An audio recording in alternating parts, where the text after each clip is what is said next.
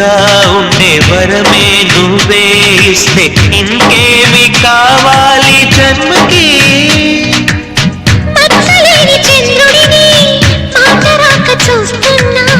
వరస కాని బంధుని చొరవ చేసి అంటున్నా ఇంకెప్పుడు ఒంటరినని అనరాదని. నీకు సొంతం అంటే నేనేనని. కొమ్మ కొమ్మ విన్నావమ్మ కోయిల వస్తుంది, వస్తూ వస్తూ తనతో వెన్నెల వెలుగులు తెస్తుంది. ఏవమ్మ మరుమల్లి తోరణాలు కడతావా, చిలకమ్మ ఎదురేగి స్వాగతాలు